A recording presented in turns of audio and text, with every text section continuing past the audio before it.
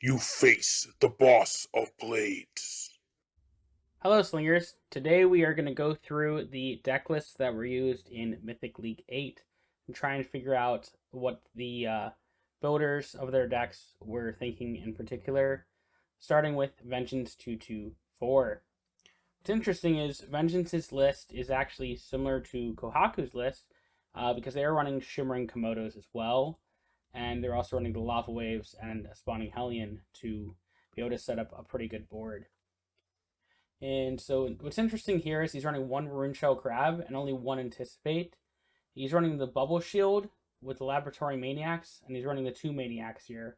A lot of people are actually not using the Bubble Shield, they're using the Merfolk that gives ward, because then it actually gives you something on the board. And only running one Crab is a little bit different there too. Then you have the Zender Split for draw, you have the two Remands, staple here, 2 Repulse, 2 Divinations, 2 Apprentice, 1 Cerulean Dragon, so I guess he could try and go for like an aggro plan as well. It feels a little bit out of place for what he's trying to do here, but he's also running the Mage of Insights, which might actually be pretty decent. I mean, they give you a draw. They help you excel your Jace, so they keep something on the board. 1 Pixie, and he's running the Niv Mizzet, the Fire Mine, so it's very similar to what Kohaku was running. He's also running the Arcanist, the Archmage. Honestly, it feels a little bit all over the place, unfortunately. I mean, he has the Arcanist, which actually is great for late game and stuff, but it actually interferes with the Labman, because then you're putting more stuff in the deck. Rooftop Laboratory is interesting land here, too. I think it might be fine. I don't know what you like. Kohaku went straight island. Rooftop can be good, but it could also screw up some of your plays. But it could also let you put stuff back in deck. So overall, very interesting Jace list here. Sideboard wise, he ran a Grafdigger Shovel, a Disorient, a Supply Run, a Mana Short, a Jarring Insight, and a Clone. I mean, the Diggers in Shovel could be pretty good. The one Disorient, I don't think really would do much.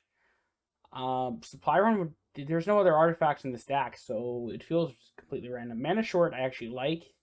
And the one of Insight is kind of out of place here, too. I think his sideboard isn't particularly focused for what you're trying to do, but I do like the idea of the Clone.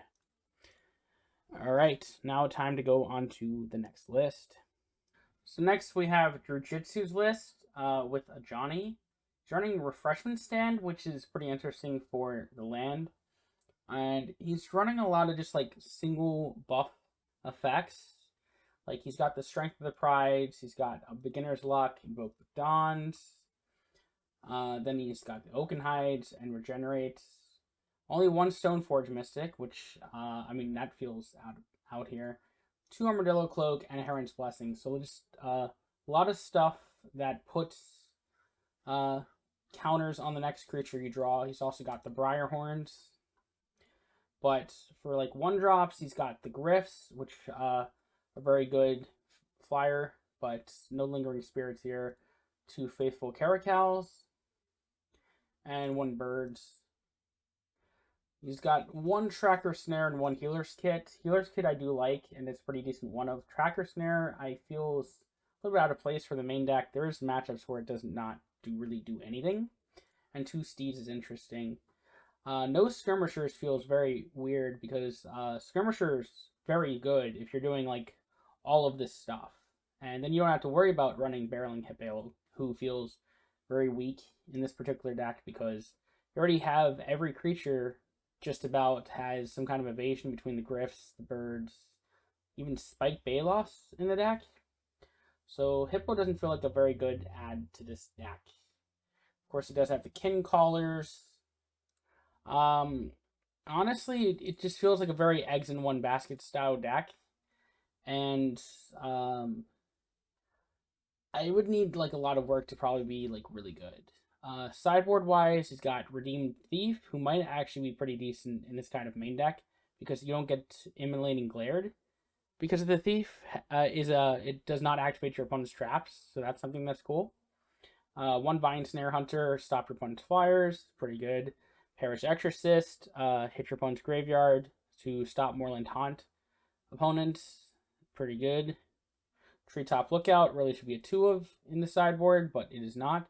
Pasture Prowler is an interesting one. I don't think it's a good card in general, but I'm curious what they would side it in for.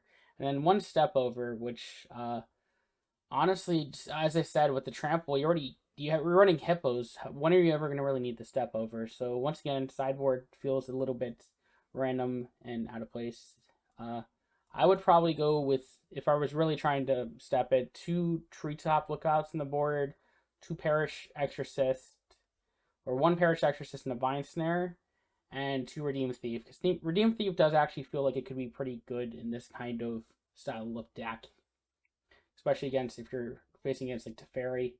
But overall, this is one of those generic Ajani decks that just never seems to work out in the end because of removal or death shadows. Alright, next up we have Knight. He was running a Barbarian class Nahiri deck. He's got the Crags, good land. He's got the Path of the Barbarian here. He's running 2 Wimplesmiths. That seems fine. He's got Iguanas, nice. 4 drops, he's just running Capuchin and Inferno. As you know, I absolutely love Zozu going with Path of the Barbarian, but I def respect the Inferno. If you make it 5 power, there's a lot of good stuff you get off it, like Mind Magnifier, for instance, to double up on Barbarian. But I'd like my Zozu. 1 Sky Knight Legionnaire. Legionnaire is fine. I personally would just always run 2 in the Barbarian build because it's good against people that don't have flyers, but makes sense in tournament setting to have better options for board. 2 Blitzing Minotaurs, staple here. 2 Blitz Lightnings, pretty staple. Core Recruit, stupid card against like Garruk and stuff. 1 Birth Through, 2 Shortcutters to be able to get through your attackers, which seems good. The 2 Cannoneers here, 2 Steeds, Nathalia, 2 Raging Goblins, 2 Lemurs, 2 Elite Vanguards, and 2 Hellhound. All pretty much standard stuff you would be running in a Barbarian class Nahiri deck. The only difference I'd probably do in this kind of build is either drop the Burn Through for Zozu or run another Sky Knight Legionnaire. Let's see, sideboard wise, he does have the other Legionnaire.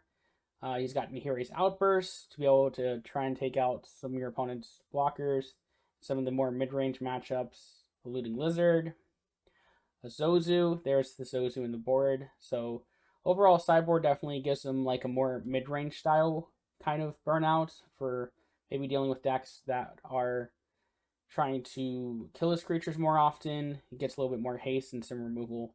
So very solid list for Knight here. No complaints. Okay.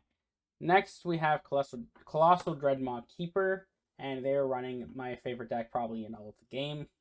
They're running Casino Liliana, so I'll be pretty much extremely harsh on them based on their running decisions here.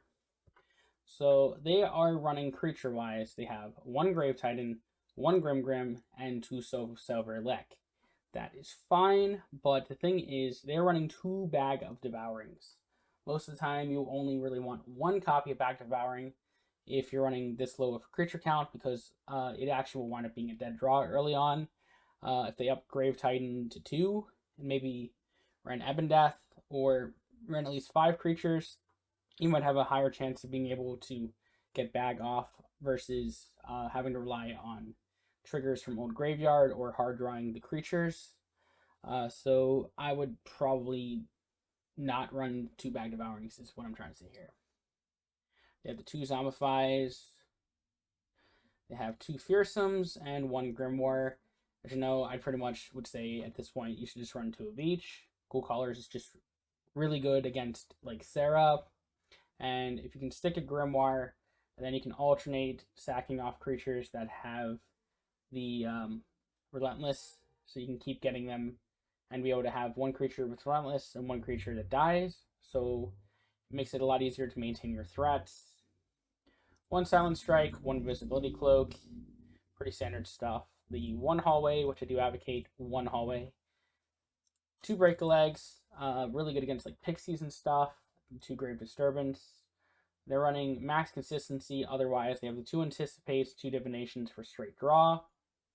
And then, of course, removal-wise, they have the 2 drain bloods. They have the 2 infests and the 2 flagrant fouls. All this is fine. 2 corpse conveyor, obvious.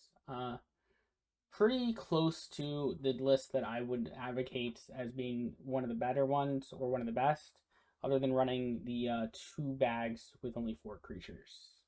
Like, if you drop 1 bag for a Grave Titan, you actually have a better mid-game, for instance, because you don't usually mind just playing a 6-mana Grave Titan. It's still a good play. Sideboard-wise, they have... Yeah, so... It's not great. Sideboard-wise, they had 2 copies of Silent Strike, which actually, I didn't catch this earlier, but that would actually make their sideboard invalid, because that would put them up to 3 copies of a card. So maybe they had something else that they misplaced there, I hope. Then they have their 2 negates, Ebon Death, and the other Transparent Hallway. Otherwise, pretty solid list. I'm going to have to contact them about that, though. So next we have Fermentor's list, which is also a Jace list, also running the island. He has both Spawning Hellions in the main deck, the 2 Lava Waves, and 2 Gatstaff Agitators. So no Niv Mizzet in the main deck, just running the 2nd Hellion. He does have the 2 Crabs and the 2 Constrictors for some early game, 2 Unsummons, to be able to also work with Repulse to bounce some creatures, 2 Pixie Tricksters and a Raven for removal efforts. Then for draw, he's got the Anticipate, he's got the Zender Split, Remand doing dual purpose, no negates in the main deck, so just Remand for counterspell ability, Wintergrip Mage to do some stunning, 1 Divination, 2 Mage of Insight, people seem to really be on him, and 1 Wizard Spellbook. One thing is Wizard Spellbook does cost a lot of mana if you're running Academy, but you can't really do Academy if you're trying to go for this, because you really just want the mana to go into like a Hellion play. And you do have the Gas Staff to try and do like an turn earlier Wizard Spellbook if you really need to.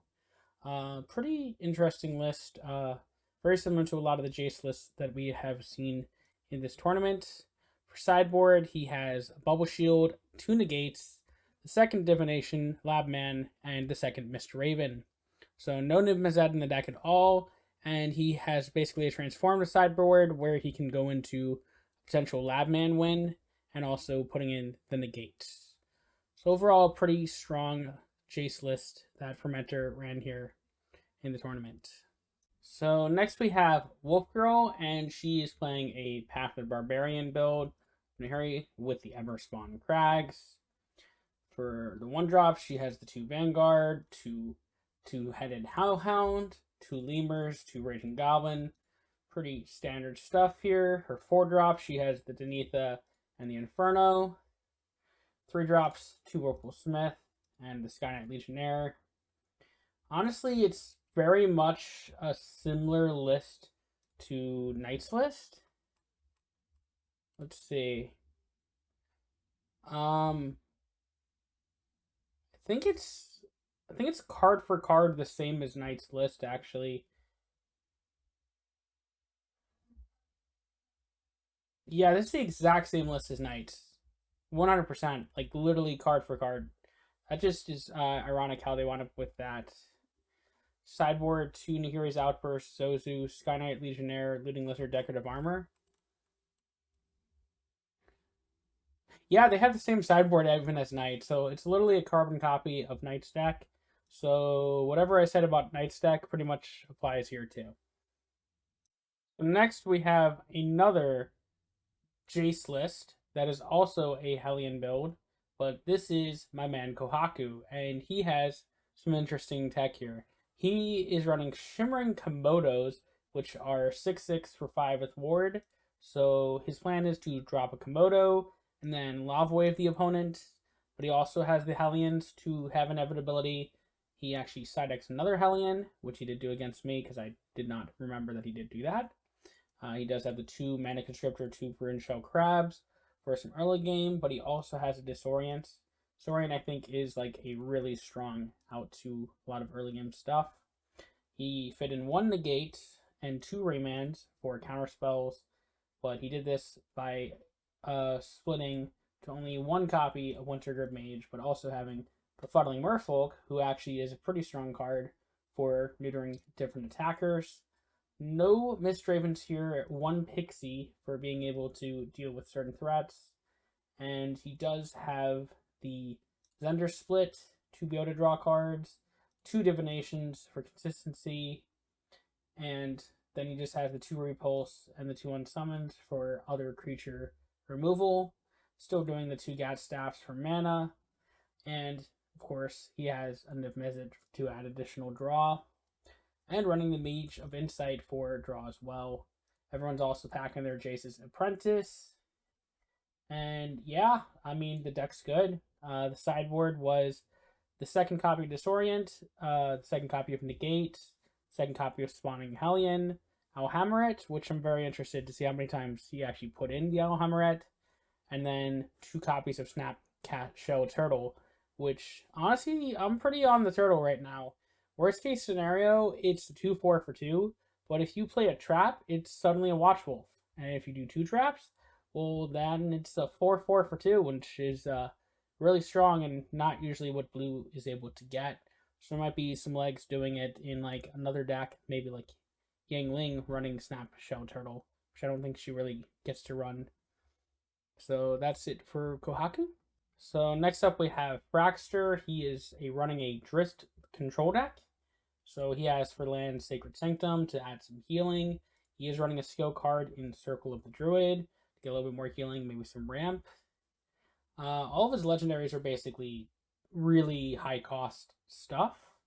Like he's running Niv Mizzet to add some draw. Personally, I think Kothopede probably should be here, but he has Rakdos as a sweeper, along with 2 Day of Judgments as sweepers. Icing Death is another sweeper. Tarask, something that just has to be dealt with, where you can't just like perpetually stun and stuff. I mean, then you could free it with Day of Judgment or something. Grizzlebrand, big flyer, gives you cards, and getting a lot of black cards can be pretty good for control purposes. And then Adara Gaze to be able to be another sweeper that is one-sided. He's running the 2 Channelers because he's got a lot of hits to make it a 3/3. 2 Birds Paradise, add a bit of ramp. Yoden Healer, only 1 copy to add a little bit more heal. 2 Lookouts, try and force his threats through, makes sense. 2 Colonian Tuskers, very strong 2-drop, but a little bit weird for a control build, I think. But hey, it's pretty cool. 2 Enlightening Glares, pretty staple removal spell there, along with 2 Powerboard Stuns.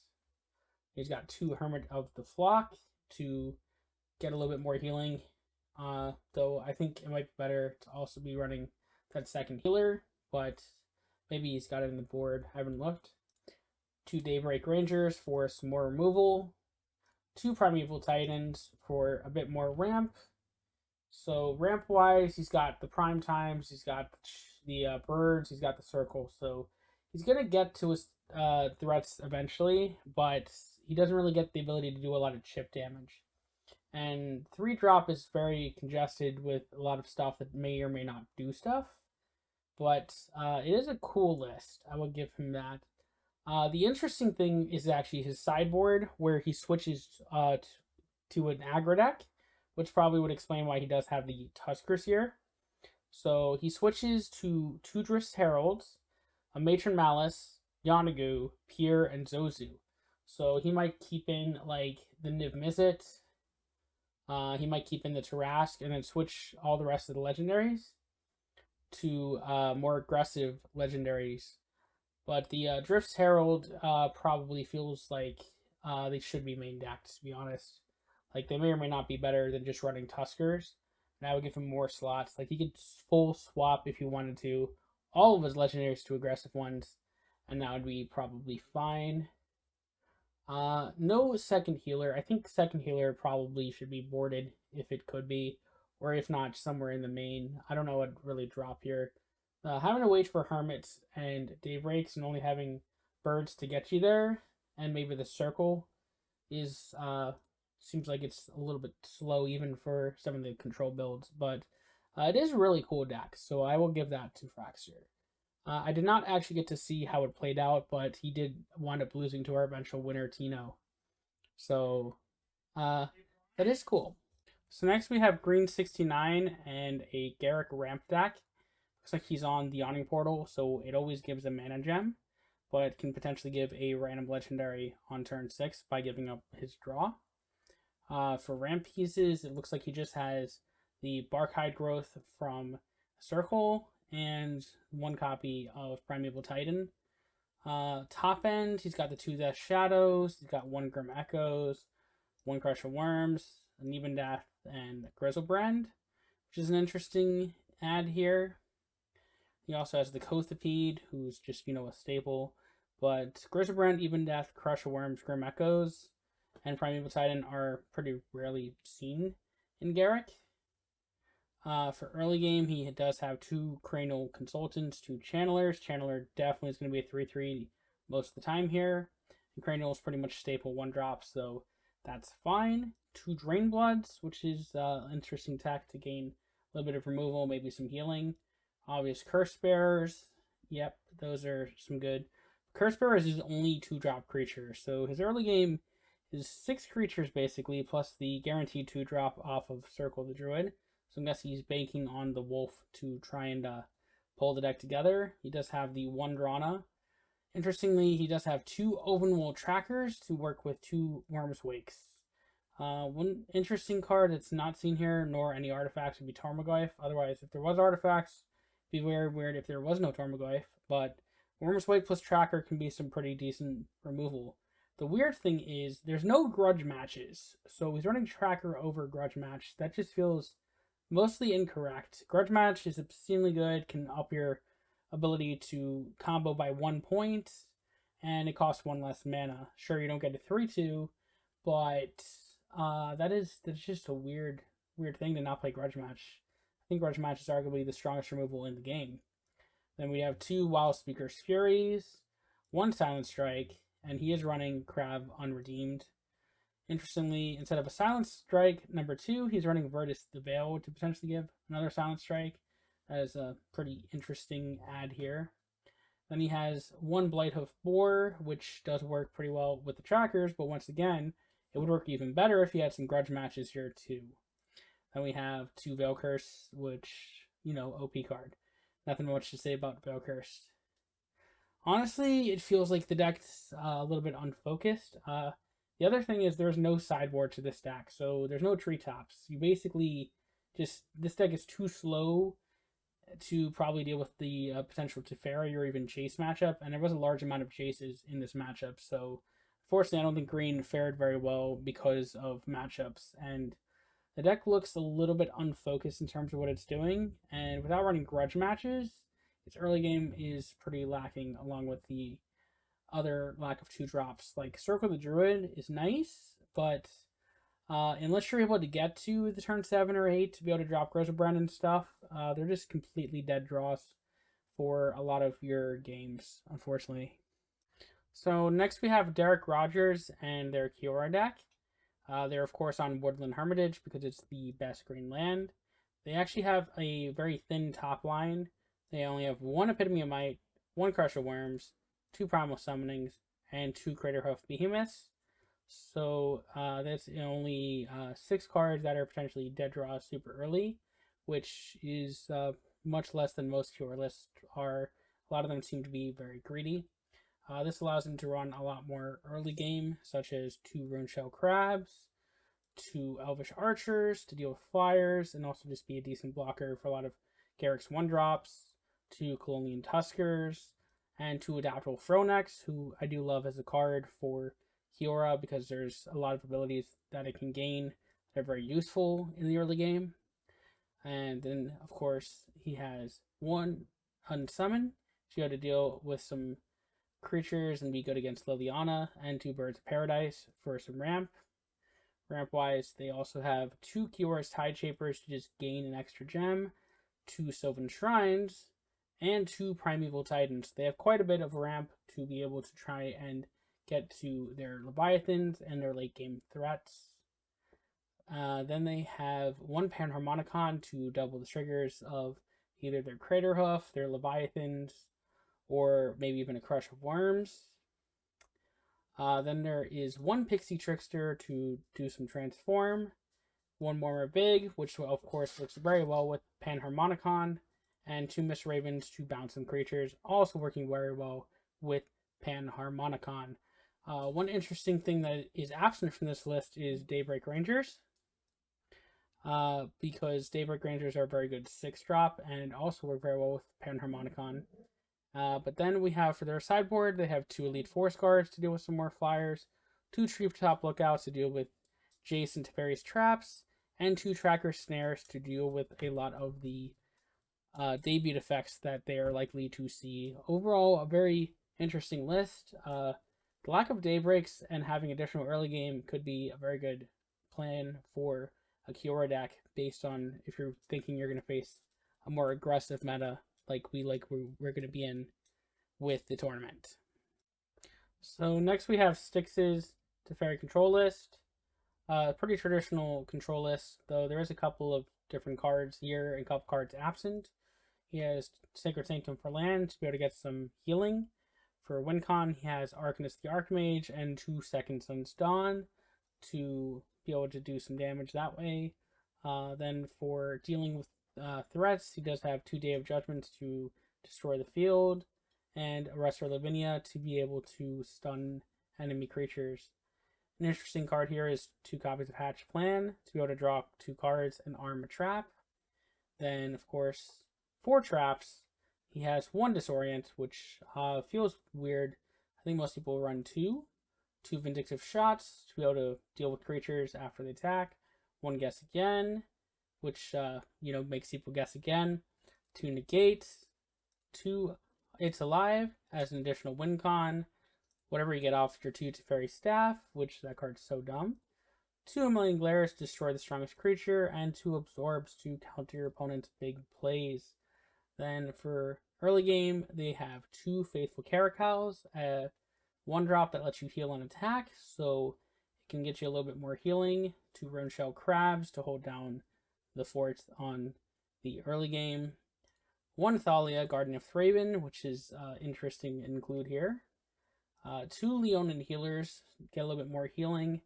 And then they're running 1 copy of Alarm Bell to be able to draw their early game creatures a little bit faster. So, pretty different list than you'd normally see.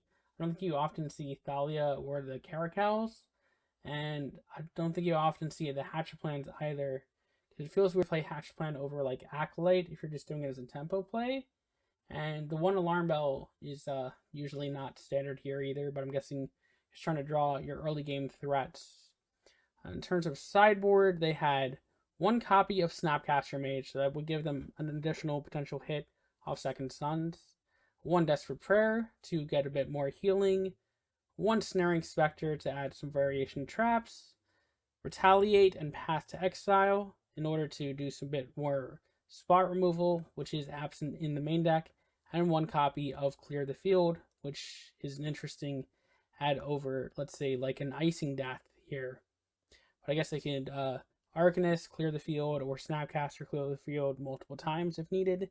So very interesting list here from Stixxe.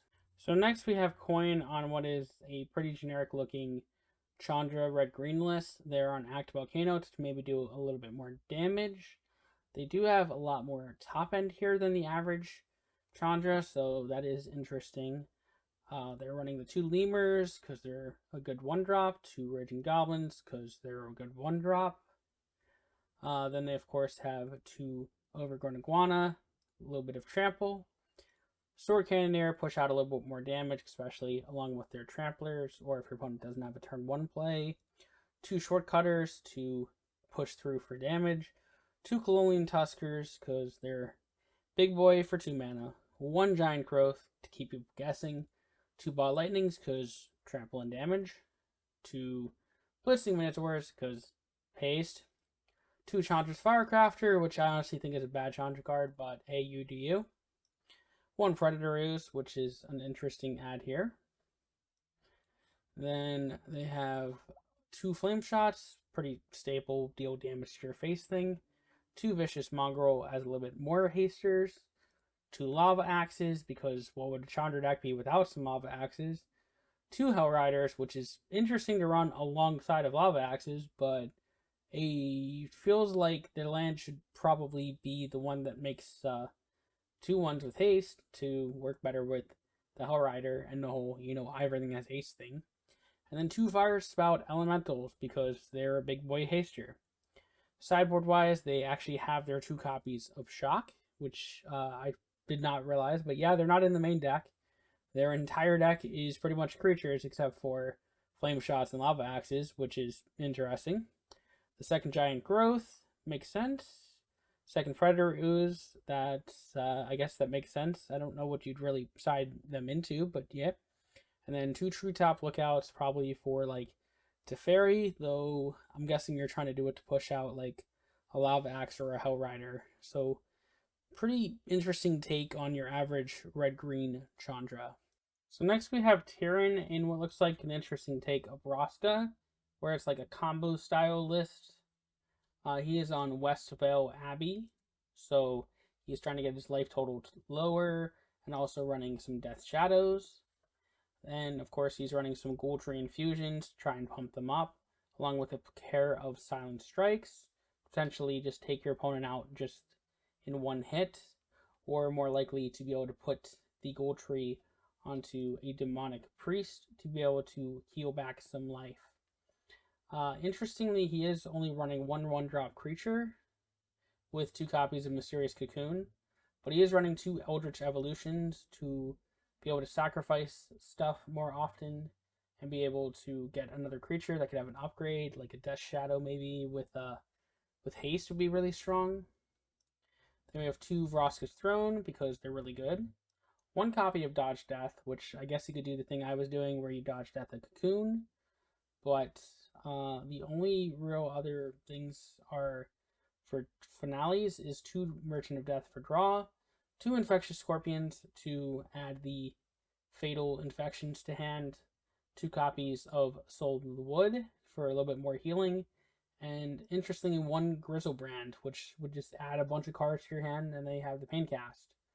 So I guess you could try and ramp up to the Grizzlebrand, maybe dodge death it, try and get a refill on hand. And of course he's running 2 Drain Bloods to get a little bit more healing and some remove potentially. There is the 1 Scorpion. I did say there was 2, there was only 1. There is 1 Tormogoyf, which honestly I feel like you could have the set here to make it a 2 of. Though I do not see any traps, I believe, in this deck. He is running the 2 Grudge Match. Good boy. Those are very strong, of course. Best removal in the game, And then 2 Recycle Grotesque to be able to get some value off Merchants, Scorpions, and the Cocoons. And then we have 1 Krav the Unredeemed to just be a big boy with Trample and work really well with the Ghoul Caller Infusion here, Ghoultree Infusion. We have 1 Flagrant Foul, just generic creature removal, split with a Turn to Stone, which it could technically just be 2 Turn to Stone, but I'm guessing they wanted to have Foul as an option for a little bit more turn early interaction. Then they have the 1 Kothapede, because Kothapede is a really strong card for your average black deck. Sideboard, they have 2 copies of Aim High to be able to deal with flyers, pump their toughness to maybe survive a hit from Valkyrie's Predator. Pretty interesting tech with the Aim Highs, and that would give Tormogoyf the potential to be the full 8-9. 1 copy of Plummet, just really hating on the flyers. 1 copy of Elite Forest Guard, still hating on the flyers. 1 Graph Digger Shovel, I guess to the nod of the Liliana deck. But because of Cocoon, it could shuffle some completely terrible cards into your deck. And then 1 copy of Infest, which is, nod to potential aggro matchups, because this deck does appear as though it does take some time to get off and running. but it does have some Death Shadows and a large amount of healing, making it probably a really good play for tournament where you're going to face probably a large amount of aggro decks. And similar to something that I try to do when I did combo Vraska in the past. Very cool list, Tieyren, and thanks for playing. So next we have our tournament winner, which was Tino, aka Kraken, because that is what his in-game name was changed to for some reason. And we have a more traditional Garruk list that you normally would see, but there is some very interesting text here. So we're going to take our time and go through this. He is on Woodland Hermitage, which I do believe to be the best land for most Garruk decks. Of course, he does have the 2 copies of Death Shadow, which are pretty staple to Garruk. 1 Kothapy to be able to just drop it as a 12/12 and try and push for early game. Then he has the 2 Veil Curse Predators. Stupidly powerful card, of course. That would be a 2 of. Then 2 Gluttonous Goos. 7/7 for 4th wards are usually obscenely strong. All of that is pretty standard to every Garruk deck. Then they do have the 2 Cranial Consultants and the 2 Channeler of Mights, which are pretty staple 1-drops. One card that's been falling out of favor for a lot of people was Detonator, but he is running 2 of them here. I do personally like Detonator because there's a lot of matchups where a 4/4 on turn 1 or 2 is very difficult to trade into, especially if your opponent is not playing green. So one of the interesting techs here is 2 Drain Bloods. They are really good in the mirror match and also very strong against opposing aggro decks, because if you're able to take out part of a creature and gain back some life, you can wind up dropping Death Shadow at a higher life total and also save you some points in the future. It was also running 2 copies of Dark Confidant, which should be staple for Garruk as well, because it does give you some card draw and it deals you some damage to try and get to your Death Shadows faster. Then we have 2 copies of Cursebearer, which is staple, super powerful card. And that is the end of the 2-drops. So there is no Merchant of Death, which isn't usual, but there is no Infectious Scorpion in this particular build, which is interesting that he is not playing the Scorpions. Then we have 2 copies of Worm's Wake. 5/5 for 3s are pretty good. 2 copies of Spike Baloth, which is another thing that's usually not in the build. On 111 did run 1 copy in his deck, but Tino's running a whole 2 copies of Spike Baloth to have another Trampler in the mix. And I mean, a 5/3 Trampler if you axe it, or even a 6/3 Trampler if you axe it and a creature died, can definitely push for some pretty good damage. We have 2 Wildspeaker's Furies, pretty staple removal card here. Then there is 2 Silent Strikes, which we all know how I feel about 2 Silent Strikes. Definitely a very good idea in running 2, because a lot of matchups you do want to see 1, and sometimes you may actually need both of them. The other card that is technically a tech for Garruk, and the last card, is Flagrant Foul, which is just a simple destroy a creature for 4. Tino did say he might actually upped it to 2, because it did perform very well. For his sideboard, he ran 2 copies of Venom Archer to be able to deal with some flyers and otherwise just be an okay 1-drop. 2 copies Treetop Lookouts, most likely for the Teferi and Jace matchups, which definitely served him well because there was a large amount of Jace in this tournament. 1 copy of Infest, which is a very odd card to see in Garruk, but I imagine if you're able to sneak on your opponent, use it when they have stuff that you can't normally deal with, such as a core recruit, Infest can be very powerful in that regard. And there is the 2nd copy of Flagrant Foul here as well to add additional removal. So congratulations, Tino, in winning this tournament. Very awesome list that you piloted here. Spike Baloth definitely paying off for you in the end. And we'll see you in the next one, Tino.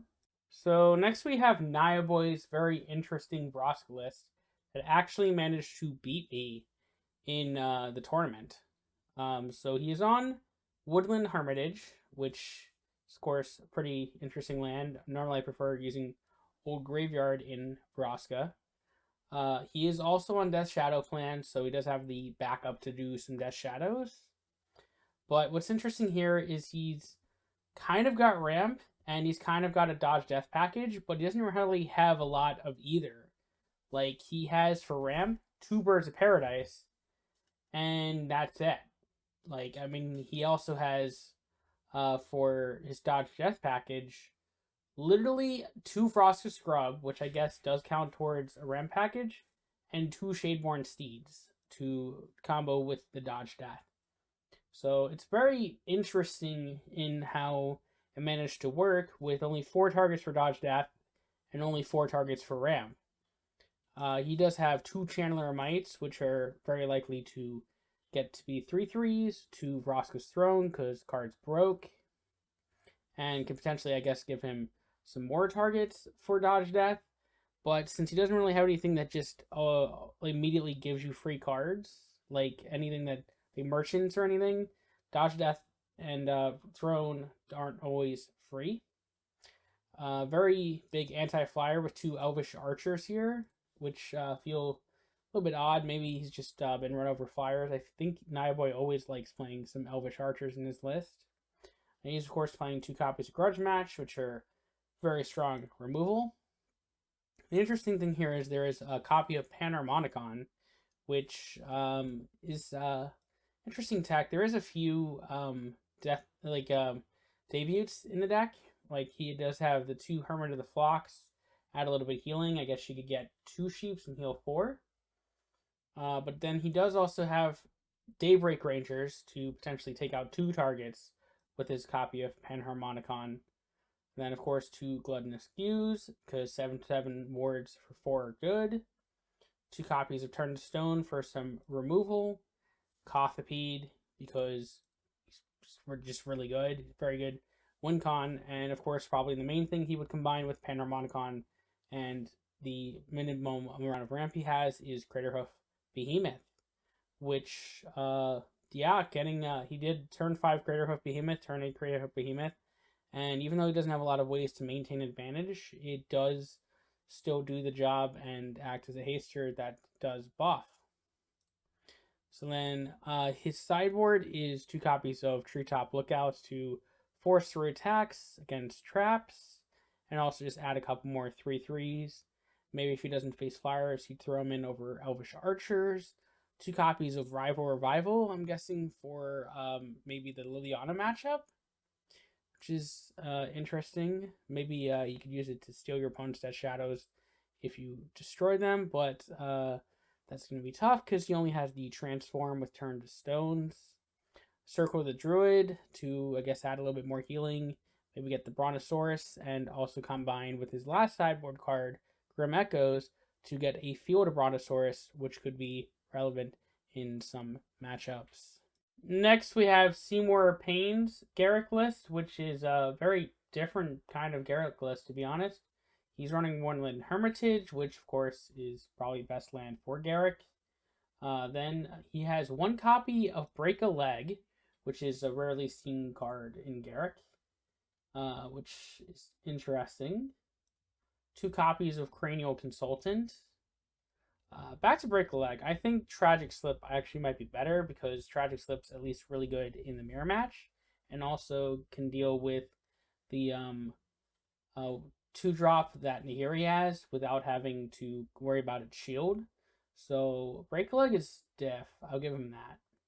I mean, that also deals with the Nahiri card, but it doesn't trigger Garruk's Axe and all your if something died triggers. For 1-drops, he's got 2 Cranial Consultant, which are pretty staple. Then 2 copies of Channeler of Might, which is interesting. He does have, 7 targets? Yeah, that's good. 2 copies of Dark Confidant, pretty staple for Garruk.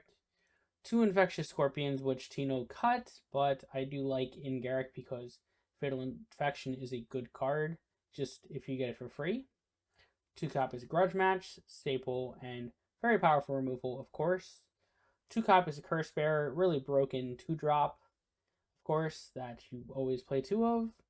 Then, of course, he has the Blood Queen Drana, who is just a very strong card for Garruk, especially if it does get to live at least a couple turns. Then 1 copy of Overwhelmed Tracker to do a little bit of fighting. That is pretty decent. I think a lot of lists do play 1 copy of the Tracker.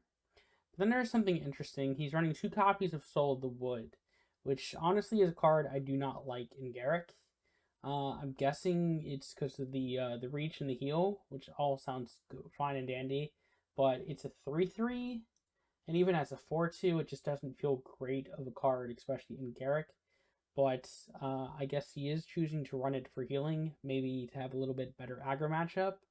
But I think you're better off just trying to race, to be honest. But then there's 2 copies of Wild Speaker's Fury, staple, broken removal for Garruk. 1 copy of Flagrant Foul, which honestly, 1 copy of Foul is pretty good. I could see it being pretty close to really good. It worked really well for Tino, and he even said he would probably play 2 main at this point. Then there's 2 Spear Crowned Stags, which honestly are not the worst. I mean, they either kill something or they die themselves a lot of the time, so they will trigger Garruk's ability. So they're not the worst, but they are 4-drop. So that is different. 2 copies of Goo, pretty staple here. What is not here is any copies of Silent Strike. There is no Silent Strikes in this main deck here for Seymour Pain, which feels very wrong. I would play at least 1 in every Garruk build. I would definitely want. It's so good for trying to end the game earlier on, especially with shadows. But one interesting card here is Daggerclaw Lord, which is pretty good. He makes Daggerclaw imps, which are not the worst attackers for Garruk, because it does give you some flying attackers. But it costs 5. If it cost us 4, I'd be 100% on board. 5 is a very annoying point for Garruk, because it goes against your ability to play a Predator, and a lot of the time your games are just going to try and end turn 5 or 6. So it feels like a weird card to try and force in Garruk. And there's 2 Veilcursed Predators, broken card, please nerf. 1 Kothopede because he's good, especially in Garruk, and making him a 12/12. It's a very strong chance for winning the game, and the 2 Just Shadows. Stable card right now for Garruk as well. Let's go ahead and look at his sideboard. There is a 2nd copy of Break a Leg here, which again is interesting, and I do think Tragic Slip might be better. 2 Treetop Lookouts to try and get through like Teferi and Jace, but he does not actually have any sideboarded even Silent Strikes, so there seems like there's going to be a lot of difficulty in punching through if your opponent has a large life total. 1 copy of Elite Forest Guard to work on taking out flyers, along with the Soul of the Woods here. And then 2 Jaybreak Rangers to have a bit more of mid-range, kind of taking things out. I think 2nd Flagrant Foul probably should be in the sideboard. And as I said, I really do not like the Break a Legs here. But that is going to do it for Seymour Payne's list. So next we have Velo, and he's running a very interesting Nissa list here. Let's see. So he's got Nissa, of course. Sacred Sanctum as a land to get a little bit of healing. He's running the Circle of the Druid, which is fine because he is on a Grim Echoes plan to try and Grim Echoes a Brontosaurus, maybe get a full field of Brontosaurus. He's also got Chroma to drop in a Chroma, hope it lives a turn, then Grim Echoes that, and get 40 damage flying and trampling on the board and attacking immediately. Then there's 2 Primal Summonings to add some more draw. There are no copies of Crusher Worms in the main deck here, so he is pretty much entirely banking his win con on doing a Grim Echoes play, but he does have a copy of Epitome Might to make all his creatures in deck 10/10s. Then for ramp, he has the 2 Birds of Paradise. He's got the 2 Rampant Gross. He's got 2 Gatstaff Agitators. And he's running 2 Monstrous Moles to get even more gems off of that, because it is a creature that does have 6 power, so if it does get off the board, it does give you a mana, and I guess you could Grim Echoes it, maybe. He also does have Tristani, so that is good. Then there's 2 copies of Primeval Titan to ramp as well. Then he's got the 2 Scion of Ashayas, which are pretty staple. A lot of people like running 1 copy. I think 1 copy might actually be better in this kind of build, because even though you could get it off an Epitome, etc., it's not the greatest early game, but there is no actual 2-drop creatures in this deck, except for the wolf. So Scion on 2 is probably reasonable here. 2 grudge matches, staple green removal, very powerful. Jiraga Druid, super dumb card. So much card draw if it gets to live for at least even a turn. 2 Soul of the Woods, I guess to get a little bit more healing and have the reach for flyers. But as I said, I don't think Soul of the Woods is the greatest card outside of maybe like Vraska. General Adamri, add a little bit more buff to your hands, which is interesting here. I think you'd probably rather have some more early game, but Adamri is cool because if he does get a swing off, he is very powerful. Then Spear Crone Stag to fight something. Okay, a little bit of removal more. Along with 2 Daybreak Rangers, also some decent removal. But because of the way that the colors are done, there isn't like Mist Ravens or Pixies. So something like Reanimator Liliana would be very strong against this particular kind of deck. Yeah, that's actually the whole main deck here. So for the sideboard, he actually has Forest. I'm guessing for matchups where he definitely doesn't need the Sacred Sanctum, like something like Serra, then he could switch to a basic land to get the guarantee of a mana every turn, 2 Treetop Lookouts to force through his combo versus like Jace, 1 copy of Negate, probably for maybe Barbarian class, 2nd Spear Crown Stag to add a little bit more removal, and Carnage Tyrant to be another target for Grim Echoes, such as if he needs to replace something that would take up a colored slot, he could put in the Carnage Tyrant and the Negate in this case to replace them. So next we have ZigNewtons with a very, very different kind of build for Serra than I think most people would play. Feels pretty all over the place, honestly. Sacred Sanctum land, so gets a little bit more healing. This is an Oath of the Paladin list, so that's normally going to be like a flyers, but there really isn't a lot of flyers in this particular deck. A lot of it's very top end. So let's go ahead and see what he got. So 2 Serra's Disciple, add some angels. Very strong card for Serra. I think all of her cards that are signature are very good. But then we have 2 Devoted Steed. So another early drop, usually being a 3/3. But that's it for 2 drops, no 1 drops. But then there's 1 Paragon of Balance. But there isn't a crazy amount of stuff in the deck that actually benefits from Paragon. I'm guessing you're using it more to downgrade your opponent's stuff, along with Sylvia Brightspear to make them have 1 health. So that is pretty interesting. Then there's 2 Smite the Monstrous, decent removal, especially against people like Garruk. 2 Herald of the Host, it's a little flyer that gives you a bit of tempo on some angels. 2 Pinpoint Avengers, pretty good control card, does actually work with Paragon. 2 Martial Aerialist, very rarely run card outside of maybe a flyers build, but it does have wards, so it's usually going to get at least 1 swing off. So it is pretty interesting to work with the Oath of the Paladin here, as well as being a flyer. Geist Saint Draft, very strong card. I'm not usually a big fan of it in Serra, but depending in the control build, but it is pretty good in an Oath of the Paladin build. We have 2 copies Power Word Stun, add a little bit more removal. Shrine of Valor, staple, very powerful card for Serra because it gives you 2 creatures for the price of 1, one of which being a 4/4 flyer. 1 copy of Restoration Angel. I'm guessing you try and like bounce your Pinpoint to do it again, maybe the same turn as a Soviet Bright Sphere. So that is interesting. 2 copies of Vampiric Knight, which is a interesting card here. It does the drain and does have a lower health attack, but it does have a big butt, so it does work with the Paragon of Balance. So that is kind of cool. And then we got the Silver Bright Sphere, which of course does combine with Pinpoints and Paragon of Balance. 1 copy of Captain of the Guard, which is kind of out of place here. I guess you just make a dude, and it makes more dudes but unless you're playing like an aggro style build or you just really want the 1/1 creature, 1/of does feel a little bit out of place.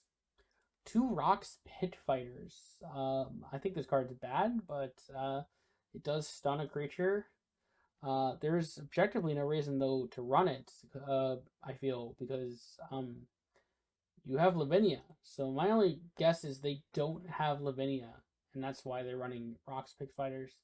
To explain, they're running Armored Angel, which is yeah, that's a pretty mid card too. This looks like just like a beginner style deck. That has a couple of good cards in it. But honestly, it's not bad. Celestial Protector, which I do actually like and do think that it could see more play because it is a good counter to Lava Wave if you're able to build a field and protect with the Celestial Protector. And then a copy of Icing Death, which is a very strong card, of course, especially when you have the Sylvia Bright Spears and the Paragon. But I feel like Destabilizes or something would be good here to combo with the Pinpoints a little bit more. Maybe having the second Paragon. Armored Angel feels a little bit mid, and so does Rock's Pit Fighter. And obviously, if this player had Lavinia would definitely be a shoe-in for the deck. Otherwise, very interesting list for Zig here, though it does feel very like budget-friendly / beginner. And then for sideboard, he has 2 copies of Daughter of Runes, which are interesting. I think they probably should be main decked, but they do give you a little bit more armor in the matchups that matters. Thalia, Garden of Thraben, which again does feel like it could possibly be a main decked, because there isn't a lack of 1 and 2 drops. Davil Star Song, which I'm guessing you just throw in the same time as Daughter of Ruins to combo to get a little bit of draw with the armor perks. 1 Gold Knight Harbinger, which feels very out of place for a sideboard, but I mean, it does double all your creatures. Problem is, a lot of his main deck creatures are actually low in power already, so Gold Knight does feel a little bit different to sideboard in. I'm not really sure when you would. And then Avacyn Unsealed, who honestly should be main decked. I think it's a stronger card than at least Armored Angel, and Avacyn can definitely do some work sometimes. So that's it for the board. So next we have mrbimbi, which was also a Vraska list. Vraska and Jace being a large amount of this particular tournament. So he's on Old Graveyard, which I do like as a land for Vraska, because you can get Grim and some other stuff. This looks more like a pretty much traditional list. This isn't like a dodge death vote list. It looks more similar to one of the earlier lists before Helvard actually came out, to be honest. I don't think there's actually any Helvard cards in this entire deck, actually. So, another Shadeborn Steeds. Never mind. So, yeah, there's Steeds, and that's about it. So, there's 2 Channelers, which have a lot of hits here, so that's good. Then there's 2 Mysterious Cocoon for some early game, 2 Birds of Paradise to add a little bit of ramp, 2 Vraska's Throne, stable broken card, 2 Merchant of Death, which are good card draw here, 2 Infectious Scorpions to add the Fatal Infections, and add a little bit extra removal. Birds of Paradise being the only thing that's not particularly run often in a Vraska deck. 1 copy of Grudge Match to do some fighting, which I do feel is 2, but maybe there's another one in the board. 2 Vraska Scrub, because ramp is good. And then 2 Recycled Grotesque, which honestly, in my deck, I probably should have played them over the Necrotic Ooze in my deck. But Ooze to give me another dodge death hit. Grotesque being a very strong turn to play going second. 1 copy of Soul of the Wood for the aggro matchup. Actually, one of the decks I would play maybe a copy. 1 copy of Krav, very good for hitting your creatures, just being 1 mana better Grotesque. 2 Shadeborn Steed, add the random discard factor that happens twice, but there isn't any dodge deaths here to take advantage of it. So he's always going to just go for 2 cards in hand, which is fine. 2 Daybreak Rangers, add a little bit more removal, and get a +1, which would explain why there's probably the birds here to try and do the Daybreak a little bit earlier.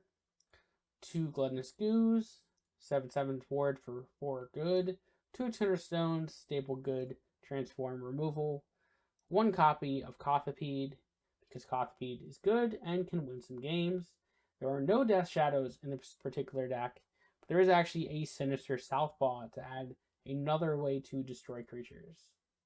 Ebon Death is very interesting. I think, was it, if you had Crab die, it's always going to get pulled back by Ebon Death. Otherwise, it's going to likely be Kothopede if he died, or it might just randomly be a Goo or a Flip Daybreak. So worst case scenario, it is at least decent value on an Ebon Death. But it's almost never going to give you back a finale in this particular build. For sideboard, 2 copies of Infest to help deal with potential aggro matchups and also combo with Cocoon. So interesting there. Circle of the Druid to then combo with a copy of Grim Echoes and get a field of Brontosaurus. Seems like a decent strategy for certain matchups. 1 Treetop Lookout to take out the traps and try and get the combo off. Then 1 copy of Overrun to try and finish games off in the matchups that a Grim Echoes combo would not be applicable.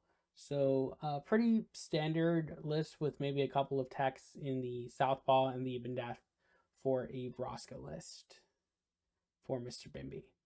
So next we have Altoona Curve, who was playing a Garruk deck. Pretty standard list here, and there is no sideboard in this list. So he's just banking on having a strong main deck. Woodland Hermitage, best land for Garruk. Staple 2 Cranial Consultants and 2 Chandler of Mites. 4 1-drops, no explanation really needed. They're just arguably the best, and 4 1-drops should run in almost every Garruk list. But then there is an interesting split here. There is 1 Counterfeiter to get a sneak and steal a random card from your opponent's deck and add it to your hand, and 1 Dark Confidant to be able to draw cards. Counterfeiter being interesting hit here because you're almost never going to be able to actually hit it with Garruk's ability, but it does give you a potential free card.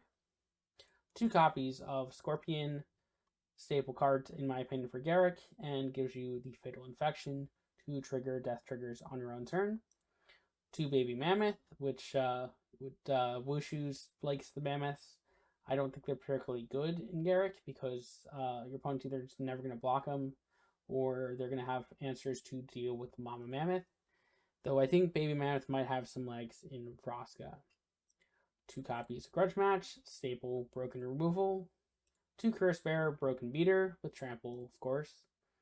2 Roan Club Shambler card I don't usually play anymore in Garruk, though some people do like it because it does buff up potentially your Veil Curse Predator to be able to fight a little bit better, get some more mileage out of it. Or in this case, it might potentially hit a Counterfeiter, which will let you axe it. Blood Queen Drana, very powerful card for Garruk. And of course, if it lives for a couple turns, it's a very good blocker. 2 Wild Speaker's Fury, pretty staple, good removal. 2 Silent Strikes, which I do like in Garruk. I think Silent Strike as a 2 of may very well just be a staple because it's so good in the mirror match. And most of the time, that is how you're going to win, is off a Silent Strike. He is also playing a copy of Flagrant Foul, which looks to be the tech that a lot of Garruks were playing in this match and this tournament. Was playing a copy of Flagrant Foul, and it does, of course, work very well because Tino did win with that. 2 Gluttonous Goose, because once again, 7/7 ward for 4 mana is good. 1 copy of Cruel Flagellant to add another Trampler, and I mean, you can also just axe it to trigger death triggers, potentially, and then it'll just become a 5/6 with Trample. 2 Veil Curse Predators because they're broke and they just kill things, and wow, please nerf. 1 Kothopede because he's good and he just hits face and people die. And 2 Death Shadows, which are of course very strong with Silent Strike. Pretty stock list other than the 1 Flagrant Foul, 1 Cruel Flagellant, and the split with Counterfeiter and the Dark Confidant, as well as having no copies of Detonator, which is interesting. And of course, he does also have 2 Baby Mammoths and is on Bone Clubs. So No sideboard, so that's it for Altoona Curve. So next we have Yulbar, who has an interesting sideboard plan, but he is running pretty much otherwise a very normal Path of the Barbarian list, running Ember Spawn Crags as his land to get the dudes haste.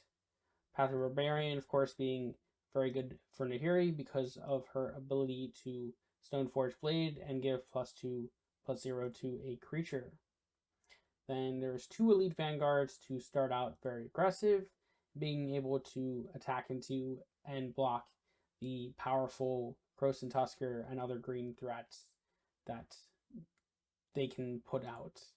2 two-headed Hellhounds, very aggressive, good 1-drop. If your opponent doesn't throw out a blocker, you can hit for 6. 1 copy of Burn Through to deal some damage to something and prevent it from blocking. 2 Lemurs, just basically worse Elite Vanguards a lot of the time. And 2 Raging Goblins, so very 1-drop heavy aggro type of build. Raging Goblin just being a 2/1 haste for 1, and so it just takes Nahiri's ability very well and can usually go just dome your opponent for 2 going first. 2 copies of Devoted Seed, very relevant in Nahiri for being able to force creatures over the 5-power barrier for Path of the Barbarian, as well as 2 copies of Sword Cannoneer to give +2. Then there's 2 Overgrown Iguana, which I do think is very strong in Nahiri, and I always like playing at least 1 even Moorland Haunt builds. Then we have 2 Core Recruits, which are very strong against Garruk, and just a very good blocker and attacker in general because of the armor. Then there is 1 copy of Nahiri's Outburst to do some more removal, and then there's 2 Goblin Shortcutters as well, to be able to punch through and prevent a big blocker from blocking you for a turn. 1 copy of Ball Lightning, which is odd, to be honest. I do believe 2 copies of Ball Lightning to be correct for Nahiri, but let's see what they made room for with the cut. I'm guessing 1 of the Outbursts, because normally I do not like playing Nahiri's Outburst in the Barbarian Cracks build. 2 Blitzing Minotaur, because that card is so good, especially after they buffed it. Then 1 copy of Sky Knight Legionnaire to add a flying attacker. 2 copy of Wolf of Smith to buff your Stoneforge Blade, though I do fully believe he is arguably one of the worst creatures in the deck, but he does feel necessary for certain times. Then there is 3 different 4-drops. There is 1 Beneath the Capuchin, very strong card in Nahiri. 1 copy of Inferno, Flying Haster, which explains the split with Legionnaire, because you have Inferno to act as basically another copy, but it'll give you that random artifact, which a lot of the time we're just trying to hit 5 to get either Mind Magnifier or the Wizard Spellbook. Then 1 copy of Looting Lizard to add a little bit of draw and refill, because playing 2 copies, a lot of the time you'll draw both, and then wind up discarding 1 anyway. So for this interesting sideboard plan, their sideboard has 2 copies of Attack Yak and Moorland Haunt to make their deck sort of go into like a Yak style deck, where they have the chance to get back Attack Yaks and then just be able to play Attack Yaks over and over and trigger Barbarian. So that's an interesting take, though I don't believe Attack Yak has a high chance of coming back, because there is a lot of other creatures in the deck, and the sideboard plan, there's no real way to guarantee getting an Attack Yak. Then there's a Thalia to be able to do good for against Ral and maybe Jace and some other matchups. 1 copy of Path to Exile to add a little bit more removal, and 1 Immolating Glare to also add some removal, which playing as a 1-of makes it so your opponent will always be guessing to see if you even sided in and have a trap active. So interesting build there for you, Yulbar here. Lastly, we have Bengalio, and he is also on a Nissa deck. There is Woodland Hermitage, which is a very good land for Nissa, other than maybe playing basic forest. Circle the Druid to get the Brontosaurus to combine with a copy of Grim Echoes and get a Field of Brontosaurus. There's also a Shadows of the Past to just make basically a board from the biggest things in your graveyard, which a lot of the time will be whatever you wind up hitting with Grim Echoes if you can. Then there is, of course, 2 Channeler of the Mights. 3/3 for ones are pretty good. 2 Birds of Paradise for some ramp. 2 Ramp and Gross, also from some ramp. The 2 Gat Staffs, also to ramp. And 2 Primeval Titans for ramp as well. Then there is 2 Scion of Ashayas to have a little big trampoly guy, which does actually make sense here because there isn't a crazy amount of top end for this deck, though there is a lot of high cost cards that are not creatures. So 1 Treetop Lookout main deck to check the blue decks, 1 copy of Elvish Archer to track the flyers, 2 Colonian Tuskers, which feel a little bit odd, but it is a 4/3 for 2. I don't know what you usually want with those, but yeah, 4/3 for 2 is pretty good, though I would probably play a second Treetop over one of them. 1 Grudge Match, which feels interesting because it's so good of a removal piece here in green decks, but there might be a second in the board.